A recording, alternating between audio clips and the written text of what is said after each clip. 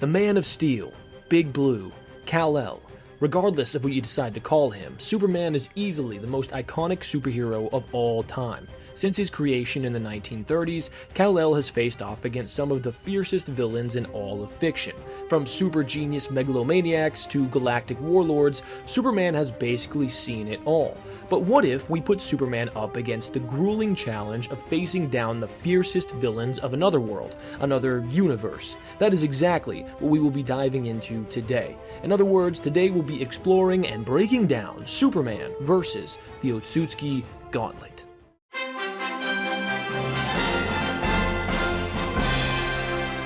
Before we can determine how the Man of Steel will do in this scenario, we need to establish 1. What version of Superman we'll be using, 2. What exactly he'll be facing off against, and 3. How these combatants scale to one another. First, the version of Superman that we will be using here is New 52. I chose this form because, honestly, it's one of the weaker forms, and the majority of his other forms scale to insane levels that most of the Otsusuki cannot hope to scale to, even with highball arguments. That brings me to the second part. The Otsusuki that Superman will face off against are as follows: Toneri, Urashiki, Kinshiki, Kaguya, Momoshiki, Isshiki, and Shibai. Our iconic hero will be taking on these threats one at a time in a true gauntlet challenge. This means that he will take them on one after another without any time to rest in between rounds. Obviously, they will all be in character with no intel, so let's just say they start fighting in the space between the moon and the Earth to make the battleground as neutral as possible as well. I'd also like to have the scenario be that Superman is defending Earth and will take them down without unaliving them if possible, but will have that nuclear option on the table to protect humanity if he absolutely needs to, as we do see him do this in character. Also, power equalization will be taken into account here, meaning that all of Superman's moves, such as his heat vision, will be chakra-based. Now, I know this sounds a bit unfair to Superman, but trust me, the Otsusuki are going to need every advantage they can get, especially the weaker ones at the beginning. And that brings me to my final point. Just how do they scale? We'll go ahead and do Superman scaling first, and then move on to how the Otsusuki scale as we go along.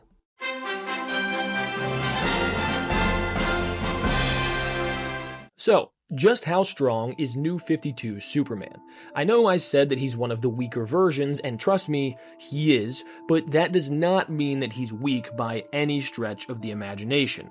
In terms of speed, Superman has not only shown the ability to react to characters like Barry Allen, who scales to literally millions of times the speed of light, he also shows ridiculous flight speeds. Kal-El was not only capable of traveling from Pluto to Earth in mere moments, with this feat being calced at the low end at 850 times FTL, he also flew from the edge of the universe to Earth in a mere 60 days. Since we know the DC universe is stated to be larger than our own, people have been able to conservatively calc this feat to over 800 million times the speed of light.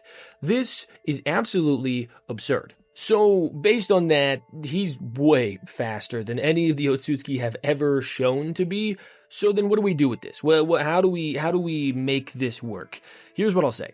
Due to wanting to make this video interesting and see how their abilities would interact with one another, I think it's best to even the playing field a bit in this department. Even the highest speed calc for characters like fused Momoshiki and Isshiki only get them to tens of thousands or hundreds of thousands of times faster than light, and that's like a really highball scaling. So if we take that 800 million times FTL calc as his speed, we have a situation where Superman just blitzes and one-shots basically everyone but maybe Shibai. So instead, what we'll do is equalize combat speed for the sake of this video. I know that some of you guys may be groaning right now, but don't you want to see how their abilities might interact with one another? Yeah, that's what I thought. Moving on to strength, the strongest man in the universe does not disappoint. He's been consistently scaled to solar system plus levels of strength as a low end, with the easiest feat to use for this being him bench pressing the weight of the Earth consistently with no exposure to sunlight for 5 days straight, and only shedding 1 droplet of sweat. People have done calcs for this that essentially have gotten his 1 rep max to solar system level from this alone. First of all, bro is stacked. Second of all, is this really his limit, considering that he only shed one droplet of sweat after those 5 days and implied that he was barely even tired? I would personally say no. So, where does his top end strength really get to? Well, as usual with DC, it's a bit difficult due to the fact that his feats are all over the place. However, I believe the most consistent way to scale him is to use Hal Jordan and Orion as reference points, since he's fought both of them and they have fought each other, with Orion consistently being above Hal. For those who don't know, Orion is one of the strongest, if not the strongest, of the new gods, even being prophesied to be the one to take down Darkseid, a universal threat. It's actually confirmed more than once through both feats and statements that Orion can at minimum somewhat hang with Darkseid, exchanging blows with the Galactic Warlord and even tanking his Omega beams. So why is this important? Well, not only has Superman scrapped with Orion more than once, holding his own each time, Hal Jordan, who is verifiably weaker than Clark, has as well. This means we can comfortably get Superman to a minimum of low universal by virtue of scaling above Hal and somewhat below or relative to Orion. So, yeah, even this nerfed version of Superman has legitimate universal arguments. But what about durability? Well, it's basically the same exact argument. Since Superman mostly brawls with his fists, wounding Universal Titans with his blows and not crumbling under the power output, the Man of Steel needs to scale to his attack potency with his punches so that his body doesn't crumble from that force. So he's about as durable as they come, getting him all the way up to low Universal as well. Some people try to use some of his other feats where he tanked much less powerful things, but took damage, such as whenever he survived a point-blank nuke. They try to use that against him and say, oh, well, he took damage from this nuke, but they throw out the context that he was incredibly fatigued and wounded. So we know that Superman at his best, or at least close to his best, is able to go toe-to-toe with people like Orion, who again is a universal threat. So that being said, he's most consistently right around this area. For any Superman fans here, just understand that I am taking what he most consistently scales to, but I am aware that there are much higher arguments for all three of these sections. These arguments may come up later, but for now, this is where we're going to have Kal-El's scaling. I think I can address Clark's intellect and sensory capabilities as well as his hacks as we go, but for now the groundwork has been set and it's time for us to hop into our first battle. Before we do that though, if you're enjoying this video so far, or maybe you've learned something about Superman and his scaling, feel free to leave a like and hit that subscribe button, as I would greatly appreciate it. You know, unless you're not an anime fan who likes seeing regular videos on sick anime battles and analysis with, you know, a recent emphasis on crossverse. If that's not you, if you don't like that stuff, you just hate anime and battles and all that, definitely don't subscribe. But for anyone who does like that stuff, I mean, what's the holdup? It's just, look, the little square at the bottom right, just click it. I mean, just...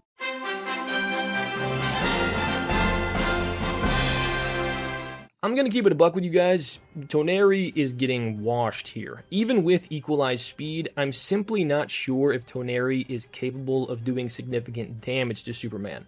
His splitting the moon feat is calced to high planetary at best, with moving the moon actually getting him a bit higher to potentially low solar system level, but we're talking about a guy who can tank attacks from universal beings. Some of you guys may be saying that the TSOs might help here, since we are equalizing power systems, and that might be true. However, I have no reason to believe that they would ever hit Clark. First of all, the TSOs consistently scale lower speed-wise than the user, so they're not blitzing Superman. Secondly, Superman is capable of observing and analyzing things on an atomic level, so I have no reason to believe he wouldn't be able to analyze the properties of the TSOs and understand that they could be trouble. We see Hiruzen analyze them and compare them to Oniki's particle style in the War Arc, so if Old Man Hiruzen can do that without atomic observational abilities, the Man of Steel certainly could as well. Even Toneri's other abilities, such as his telekinesis, have already been demonstrated to not work against the Man of Steel, since he's been shown to fully resist telekinesis before, simply due to the fact that he is literally built different. That's not a joke. His cellular structure is literally too strong for telekinesis to work on him. So that's out the window. Finally, if you want to make the Genjutsu argument, I guess you could try, but Superman has also shown resistance to mind hacks numerous times in the past, and some of the minds he's resisted are some of the most powerful in the universe. He's even been able to create his own mindscape to trap mental manifestations there. So, that being said, Superman should have no issue dealing with Toneri, likely putting him down with a nice little love tap before moving on to his next opponent.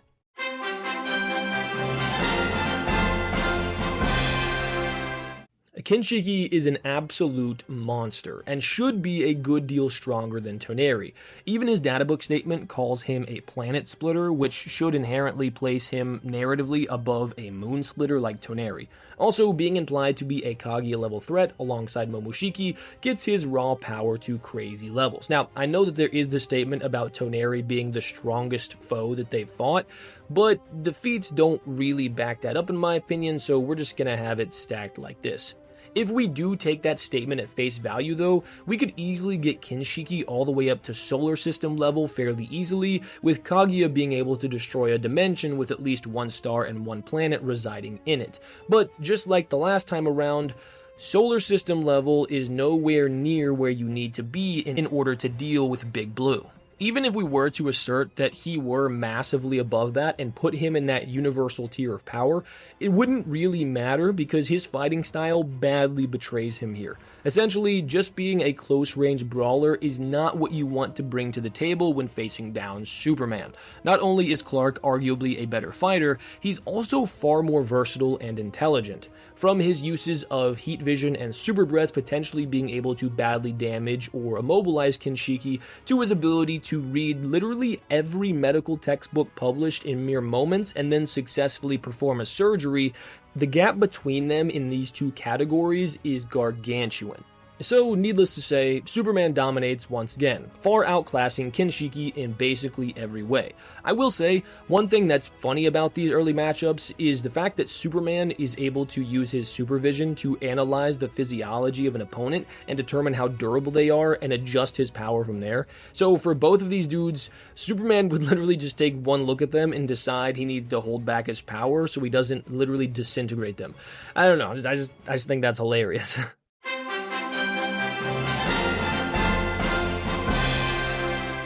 Urashiki might be one of the most underrated people on this list. His Rinnegan ability to control time and essentially trap people in a time loop is super impressive. However, that won't really do anything here. Unfortunately for Urashiki, not only can Clark exist outside of time just fine, he can also perceive fifth-dimensional beings in their fullness and create counters for their abilities. In case you didn't know, the fifth dimension is above the fourth dimension, and the fourth dimension is time. A fourth dimensional being would be able to handle time itself like third dimensional beings handle our cell phones. So Superman, having a bare minimum of fifth dimensional perception, would allow for him to see through any time traps he's placed in and create a countermeasure for Urashiki's abilities.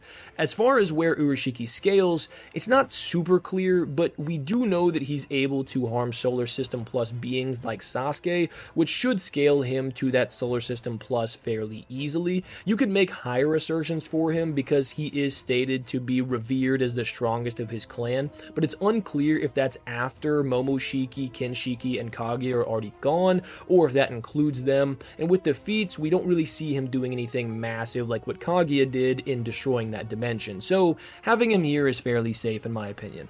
Once again, however, we've already established that a solar system level being has no chance against the Man of Tomorrow.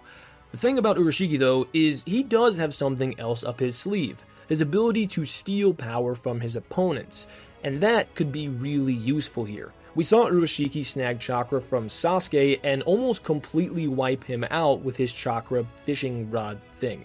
So presumably he could do the same thing here, right?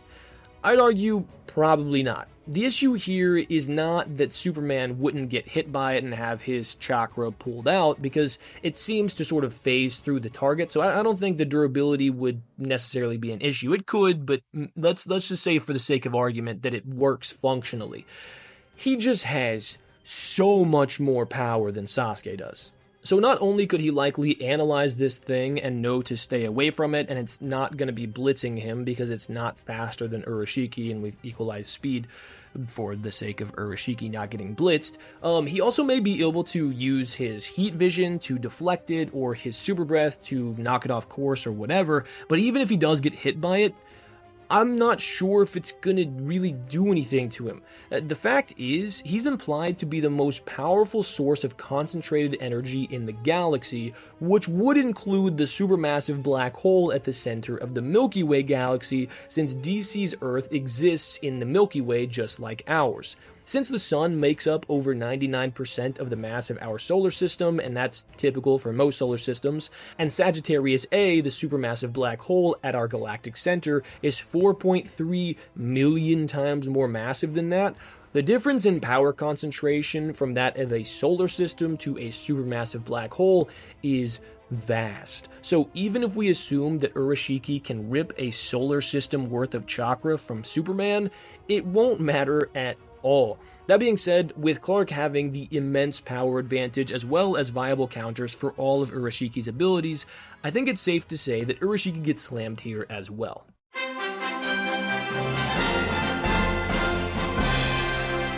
This is where things might start to get a bit more interesting. Kaguya not only possesses more power than anyone else on this list before her, she's also by far the most versatile and hacks. I've already touched on why her expansive True Seeker orb should scale to at least solar system level, but it might be greater than that. You see, the dimension that they were in when she was going to use the expansive TSO was the main dimension from which the other dimensions she's able to summon are birthed. So, you could make the argument that she was not only going to destroy that dimension, but cross-dimensional planes and destroy her other dimensions as well. This, at bare minimum, puts this feat at high solar system level with potential assertions for fourth dimensional, since she'd have to be destroying the dimensions and the interdimensional space between them that they are connected by.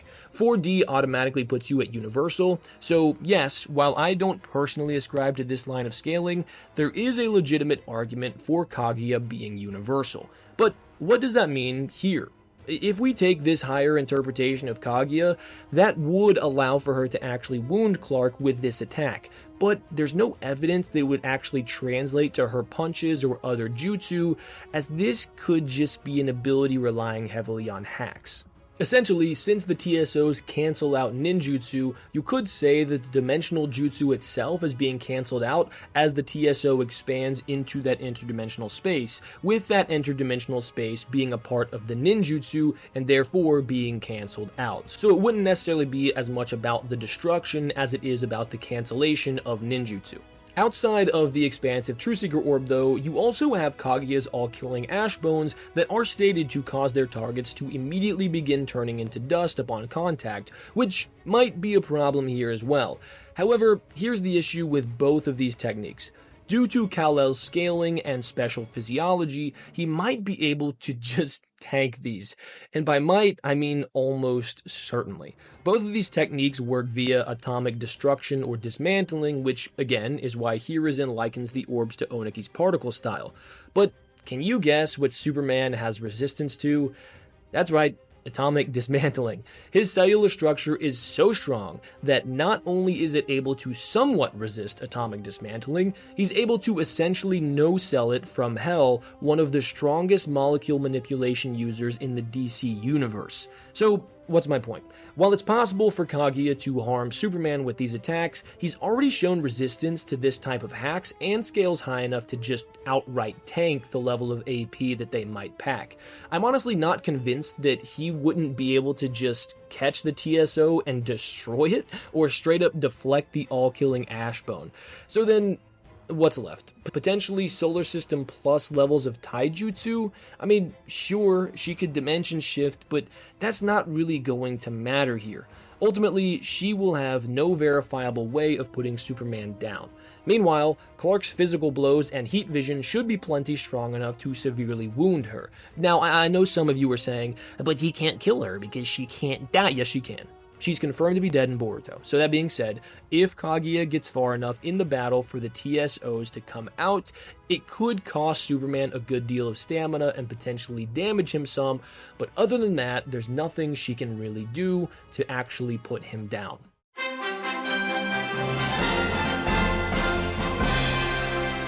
Alright, now this is where we start actually stepping into the big leagues. For the sake of argument, we'll go ahead and go with fused Momoshiki here because it's just more fun that way. Clark will be starting this fight mildly fatigued and damaged from the last battle, but we know he's able to fight for days on end and even, bench press the weight of the earth for 5 days straight and barely break a sweat, so I think he'd probably be fine. That being said though, Momoshiki is a whole different beast. Not only could Momoshiki absorb Superman's heat vision and throw it back at him, he also has the scaling to do some real damage here. In the Boruto movie novelization, it's stated that Momoshiki created a parallel universe. That's right, created a parallel universe. This automatically gets him to universal levels of power with no difficulty at all. So, now Clark is fighting in his weight class, but how are Momoshiki's abilities going to stack up against a Man of Steel? Well, like we already established, Kal-El's heat vision would essentially be a non-factor here, as Momoshiki could just absorb it. So then, how does this fight go down? I think this one would be the best one yet, with Superman basically having to rely on just his fists and intellect to get the job done, as Momoshiki launches one ninjutsu after another at him. I don't really think any of his ninjutsu should give Clark that much trouble, as it's impossible to verifiably claim that any of them scale to universal like his universal creation feat. But due to the law of conservation of energy, it logically tracks that any amount of power he's able to put into one attack or defense, he should also reasonably be able to put that much chakra into another mode of attack or defense. So since we're not sure if his universal creation feat was one of hacks, like Kaguya's expansive TSO, let's assume, just for the sake of argument, that he can pack that much power into his ninjutsu. At that point, Superman might be in trouble.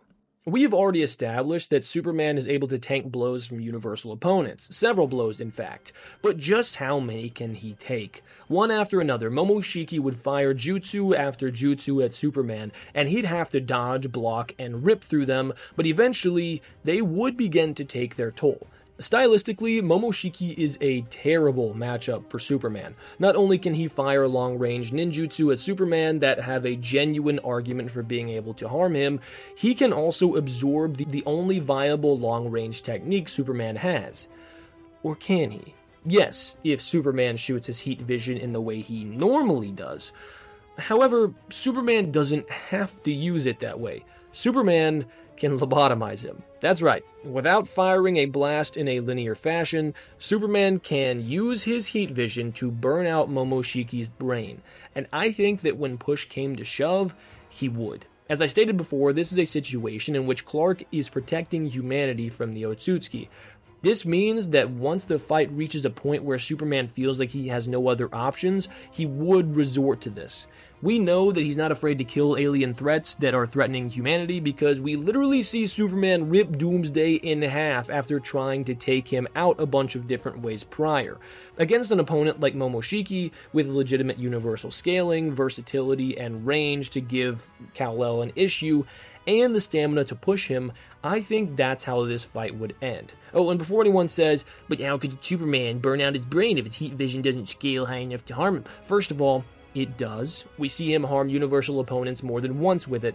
Second of all, it doesn't necessarily have to scale that high, because he'd be hitting Momoshiki from somewhere that he wouldn't be cognizant of guarding. We know that off-guard and on-guard durability in Naruto have a massive difference in where they scale, so that would also apply here. In order to get Momoshiki's brain durability to universal, you'd have to argue that he was using the amount of chakra he used to create the universe in a defensive manner on his brain specifically, and there's no way that you could prove that, or that he would even think of it. So, in the end, Superman wins, but not without being pushed.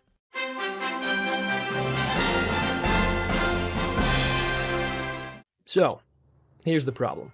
Based on the scaling we gave Kaguya and Momoshiki, Superman would likely be really tired at this point. He's not going to fry Momoshiki's brain until he's dead tired and sees no other way out. We also didn't give him knowledge of how many opponents he would have to face. So, what do we do now? Does Superman just fail? Well, maybe not. First, let's talk about Isshiki's abilities. In a nutshell, Isshiki has two main abilities: the ability to shrink himself and or inanimate objects, and the ability to access and utilize a timeless dimension. He also should outscale Momoshiki by a good deal, since Momoshiki scales slightly below 6 past Sage Mode Naruto, and Isshiki massively outscales that same Naruto and scales closer to Baryon Mode. So let's say that he jumps from low universal to high universal. This could be a real issue for Superman, if there weren't feats that I was gatekeeping this whole time. Now, don't be mad. It was with good reason. You see, narratively, Superman holds back significantly unless and until he needs to. And when he needs to, he can be insanely strong. You remember when I said Superman was capable of perceiving the fifth dimension? Yeah, well, he was also capable of harming a fifth-dimensional being. It's actually stated that Mr. Mixie, a fifth-dimensional imp, imbued the Man of Steel with fifth-dimensional energy, and that's what gave him that fifth and even potentially sixth-dimensional perception, and what likely gave him the ability to interact with and harm God Brainiac, punching him so hard that he separated him from all of his other infinite timelines.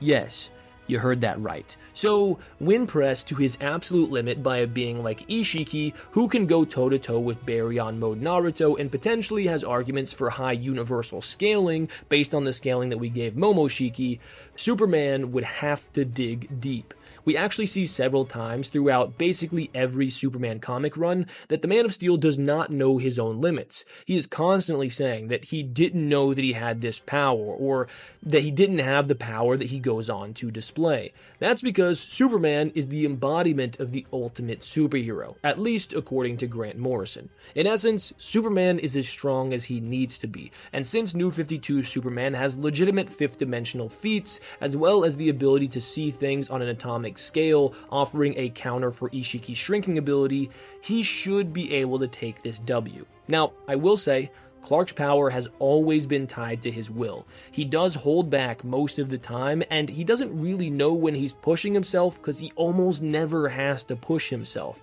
So, if you want to argue that he loses here because he's exhausted, quote-unquote, and he's not actually reaching his limit, but he thinks he's reaching his limit, be my guest. I, however, will place my bet on the Man of Tomorrow.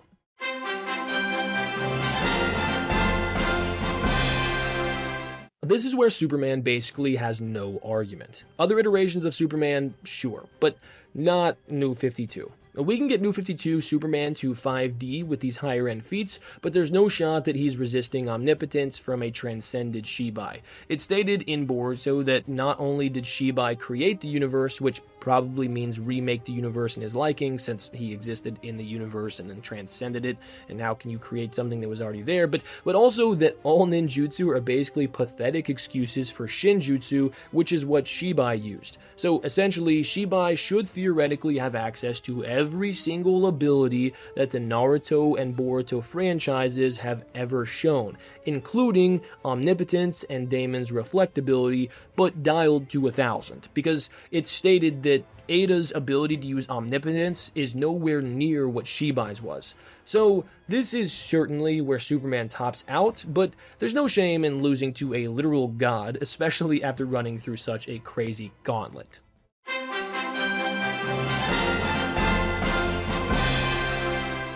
So, in conclusion, Superman basically folds everyone until he gets to the higher tiers, at which point we are able to use highball interpretations in order to get them to his weight class. To be fair, these highball interpretations are not consistent in my opinion, so I'd argue that he would likely fold all of them except Shibai. Although the novels do state that Momoshiki created a universe, it's unclear how he did this, and it's also questionably canon, as the depictions of this story in other mediums isn't consistent with that at all. So, while Superman has clear and definitive universal plus scaling, None of the Otsusuki, aside from Shibai, do. Even using the Kaguya 4D argument was a massive stretch, as that's more likely a solar system plus level feat consistently, and not going into 4D. It's also worth noting that none of the Otsusuki have any argument for being millions of times faster than light, like Clark does, so I just want to reiterate that I've been very, very generous to the Otsusuki clan in order to make this more interesting.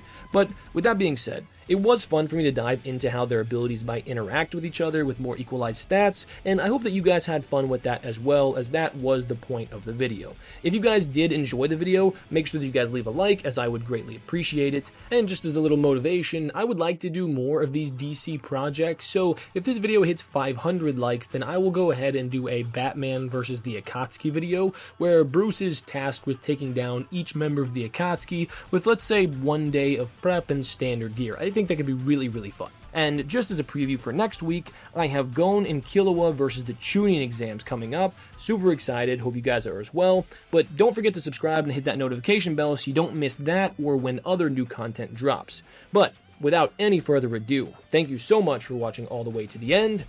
Have an awesome day.